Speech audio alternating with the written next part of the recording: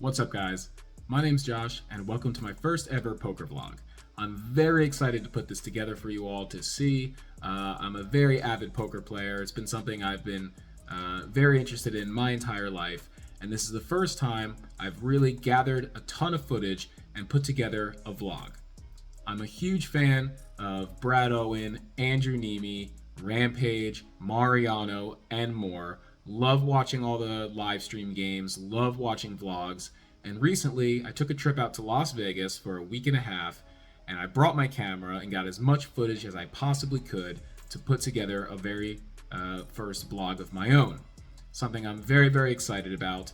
Not playing any crazy stakes, just 1-3, 2-5, but very excited to show you guys the hands. There's going to be some very poorly played hands and some hands that I'm particularly proud of that I think I did a pretty good job with. So this is the first of hopefully many vlogs to come. I'm going to try to get these out every few weeks. It's quite a challenge to edit, something I've never done before, but I hope that you enjoy. Please feel free to leave a comment in the section below, whether it's about my play, the video style, things you'd like to see more of, maybe something you didn't like. Let me know if you think I butchered a hand. I'm sure I will. Let me know if you think I played a hand really well. Compliments are nice. So without further ado, let's get into it. We hop into the 1-3 game, buy in for 300, that's the max. Very first hand, a little late to hit the record button here, as I have 5-6 offsuit in the big blind. It's a limped pot, did not expect much action, but we end up flopping 2 pair. So I lead out for a $10 bet. We're 4 ways in this hand, we get 1 caller in the cutoff, and then it folds around back to me. The turn comes out the Queen of Diamonds, not my favorite card. We're going to keep telling our story here. I bet out again for $22. Now my opponent thinks for a little while, double checks his cards. I would expect a raise here if I'm up against a flush. He, however, does not raise, he just calls. And the river comes, a gin card, the 5 of hearts. Very happy with this card, no longer afraid of the flush. Now the only question is how much to bet. At this point, I'm hoping he has the flush, and I decide to go for a slightly value size here of $50. When my opponent thinks for a little while, now I'm just praying for a call. A raise would have been nice. He looks upset, does not look pleased about the situation, so I know we're definitely ahead here. He eventually, however, does put in the call. Great news, I flip over my hand, and he looks upset. Kind of shakes his head, taps his cards on the table, and mucks. So we never get to know what he had, but very happy to take down the first hand. Great start. A little while later, we've chipped back down to around even and look down at Queen 6 of Diamonds under the gun. Not normally a hand I'd recommend calling with, but there's been a lot of loose play, so let's see what happens. The flop comes out pretty good for us. 6, deuce, 3, rainbow. It's a straddled pot with no pre-flop raises, so we probably have the best hand at this point. I decide to lead out for a $15 bet. We get 2 callers, and it folds to me. Feeling pretty good about my situation, we're off to the turn.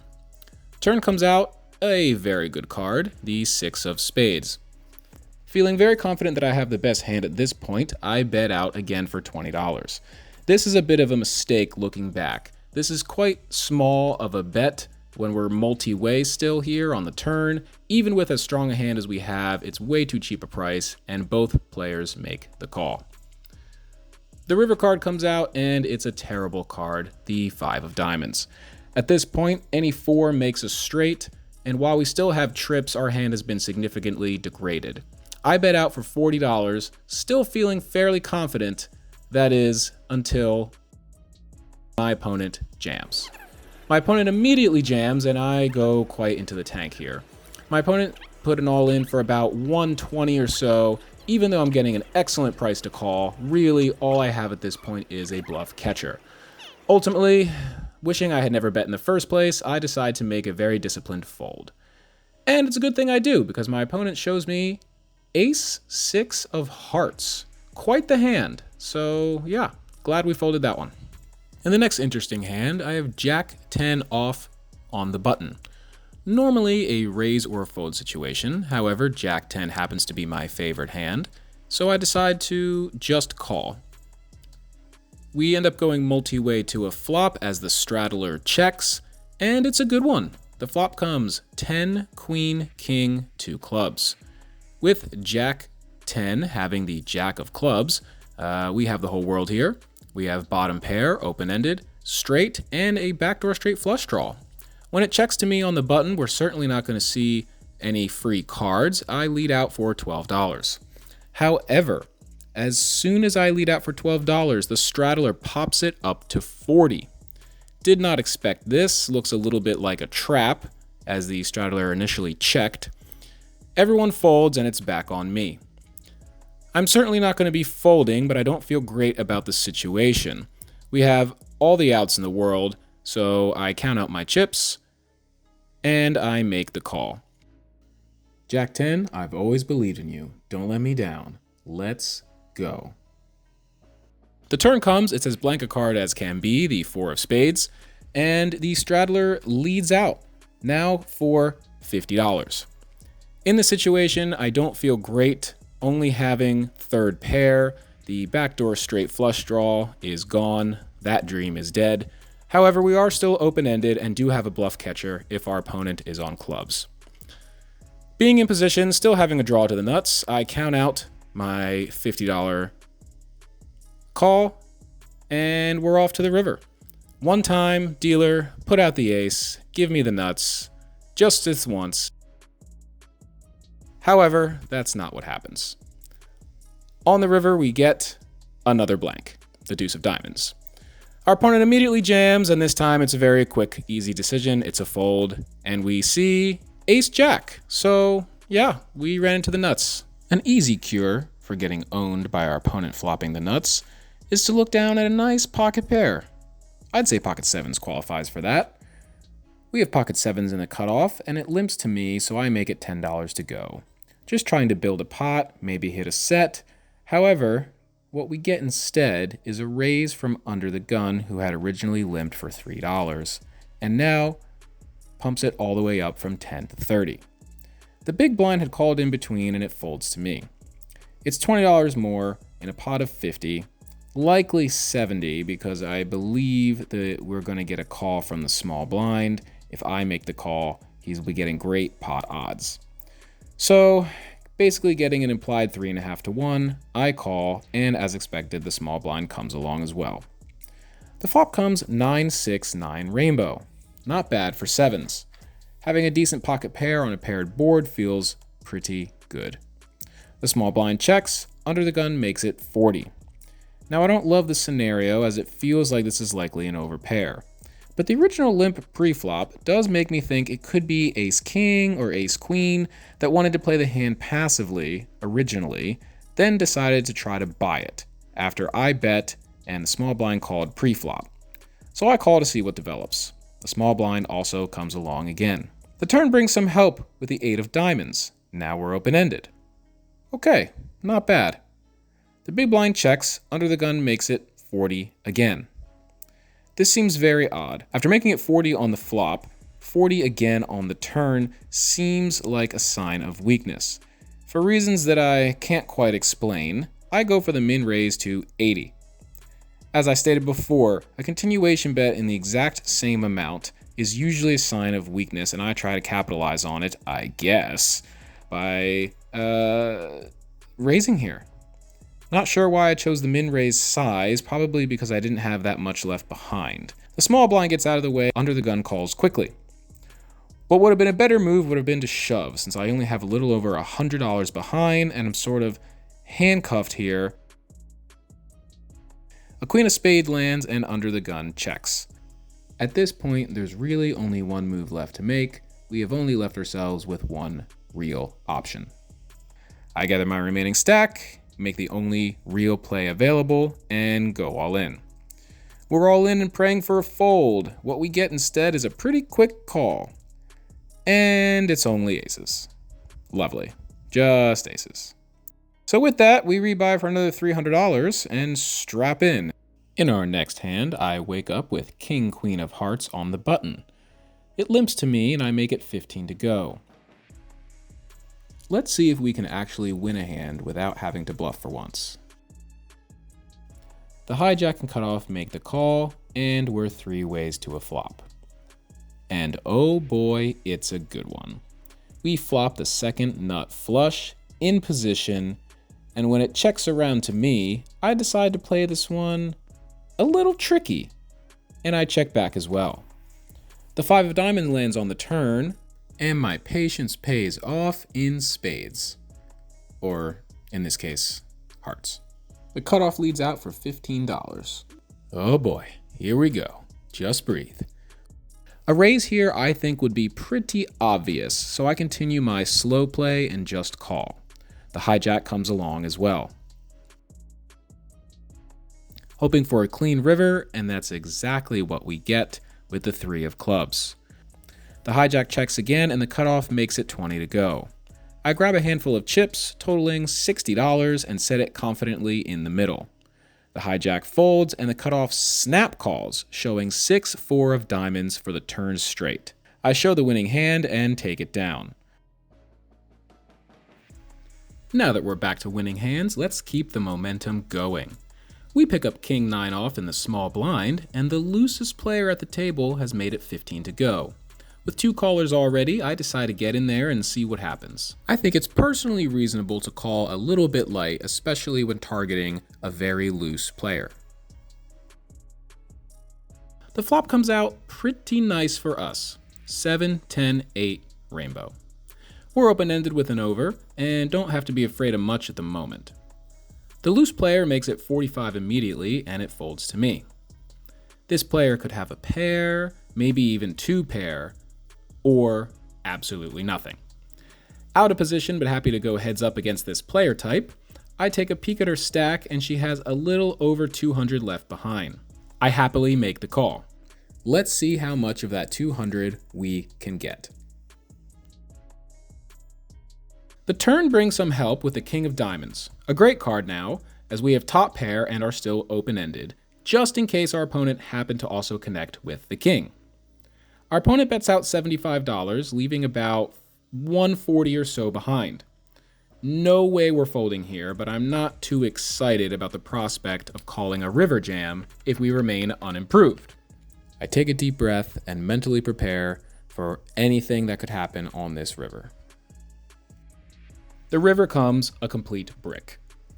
All draws miss, including mine. Pretty easy check here, and I'd be very glad to go to showdown, but that's not the kind of player our opponent is. She jams pretty quickly, and now we have a decision to make. The jam is less than half the pot, but I've also got an excellent bluff catcher, which is exactly what I put my opponent on this entire time. So, after a little thought, I announce a call. And our opponent mucks. Wow. She asks if I at least had a pair, so I show her the king as a courtesy. I'm very happy that my read was correct in this instance, and my gut was right about this player type. I will certainly be looking to tangle with her again in the future. Luckily for me, it's not too long before we get an opportunity to do just that. I look down at pocket sixes in the small blind, and it limps around to me. I look up and check who's in the hand, and our friend from earlier has called for 3. So I pop it up to $16. We get 3 callers, including our target, and are off to a beautiful flop of 9, 3, 6 rainbow. I've heard of flopping sets, glad to see that it is in fact a real thing. In general, I prefer to slow play sets on a non-connected board like this. The villain from our previous hand is out for revenge and bets $25. I happily put in the call, as does Under the Gun, so we're 3 ways to a turn, which is a beautiful ace of hearts. If my opponent was bluffing, there's a decent chance their bluffing hand contains an ace. I check again, but unfortunately this time it checks around. The river comes a 7 of diamonds, which isn't the best card as it completes a few straights. Still, our hand is very strong, and I can't risk it checking through again. I lead out for $50. Under the Gun quickly folds as I get the sense he was in this hand for the same reasons I was, targeting our friend the bluffer, who now raises to $175. She has about 200 left behind, and while I strongly believe I'm ahead here, Ugh, I'd hate to jam and run into a straight. So I make the call, and she shows ace 6 of spades. Our set of sixes is good, but that is exactly the type of hand we could have jammed on and gotten a call. Little bit of missed value on the river, but very happy to take down a big hand. After that win, let's check on our progress.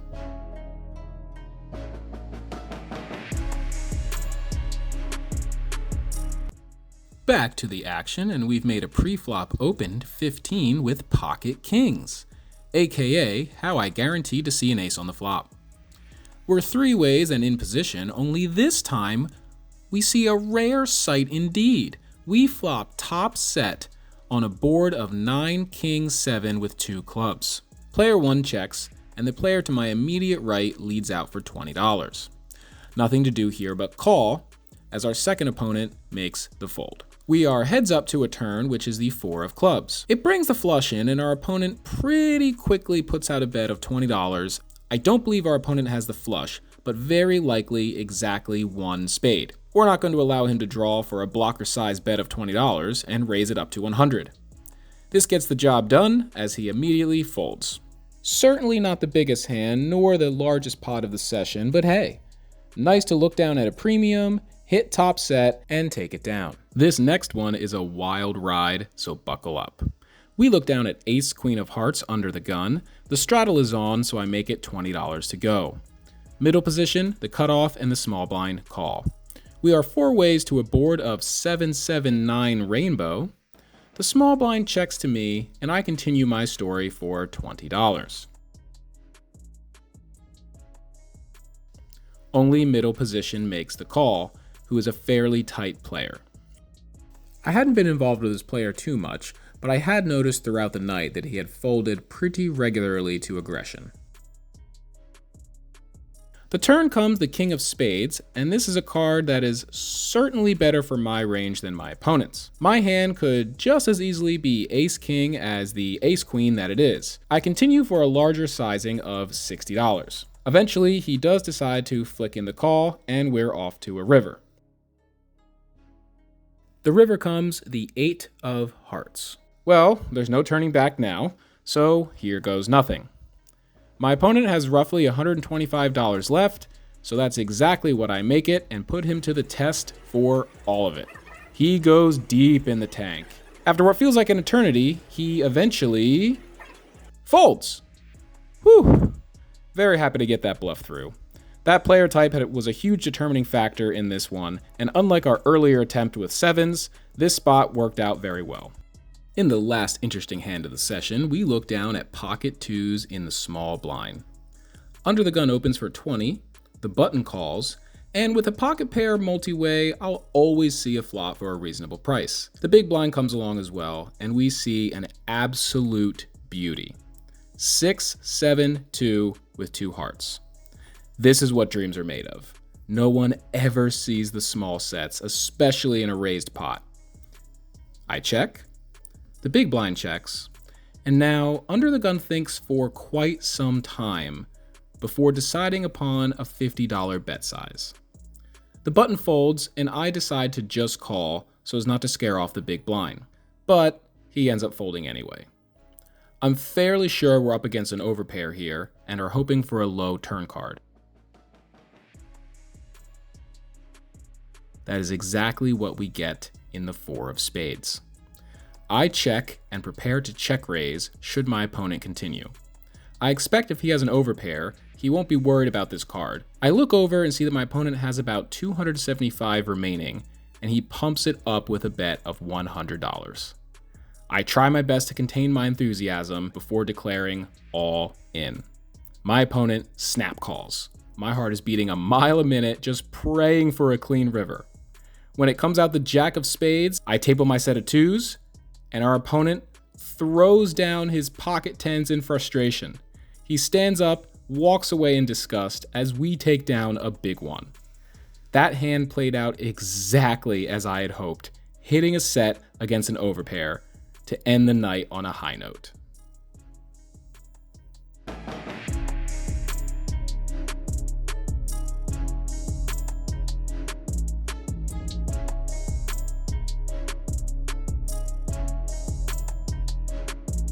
that's it for this video.